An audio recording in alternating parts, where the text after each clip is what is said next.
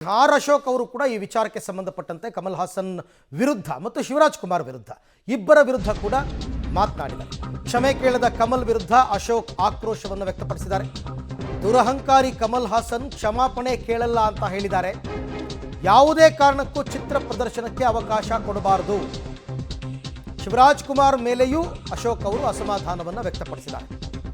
ಏನಂತ, ಈ ಸಮಯದಲ್ಲಿ ತಮ್ಮ ನಿಲುವನ್ನು ಸ್ಪಷ್ಟವಾಗಿ ಶಿವರಾಜ್ ಕುಮಾರ್ ಹೇಳಬೇಕು.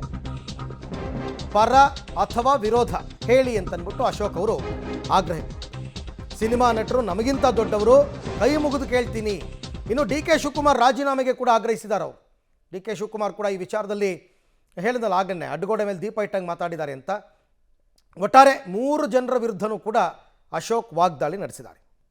ಇಷ್ಟಾದರೂ ಕೂಡ ದುರಾಂಕಾರಿ ಕಮಲ್ ಹಾಸನ್ ಕ್ಷಮಾಪಣೆ ಕೇಳಲ್ಲ ಅಂತೇಳಿ ದುರಾಂಕಾರ ಮಾಡಿದ್ದಾರೆ.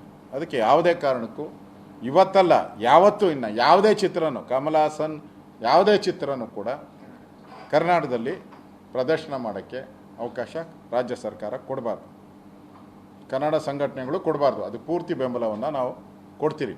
ಮತ್ತು ನಮ್ಮ ಕೆಲವರು ಕಲಾವಿದರುಗಳು ಕೂಡ, ಕರ್ನಾಟಕದ ಕಲಾವಿದರು ಕೂಡ ಅವ್ರಿಗೆ ಬೆಂಬಲವಾಗಿ ಮಾತಾಡಿರುವಂಥದ್ದು ಅದು ಕೂಡ ಅಕ್ಷಮ್ಯ ಅಪರಾಧ.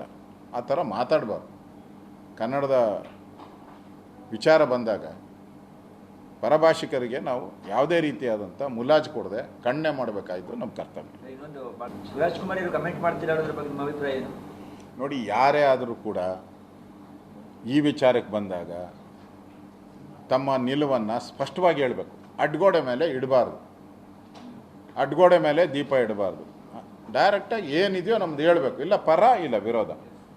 ಅದು ಒಬ್ಬ ಸ್ವಾಭಿಮಾನಿ ಕನ್ನಡಿಗನ ಭಾಷೆ ಅಂತ ನಾನು ತಿಳ್ಕೊಂಡಿದ್ದೆ. ನಮಗಿಂತ ಭಾಳ ದೊಡ್ಡವರಿದ್ದಾರೆ, ಕಲಾವಿದರೆಲ್ಲ ಭಾಳ ದೊಡ್ಡವರಿದ್ದಾರೆ. ಅವ್ರಿಗೆ ನನ್ನ ಸವಿನಯ ಕೈ ಮುಗಿದು ವಿನಂತಿಯನ್ನು ಮಾಡ್ತೀನಿ.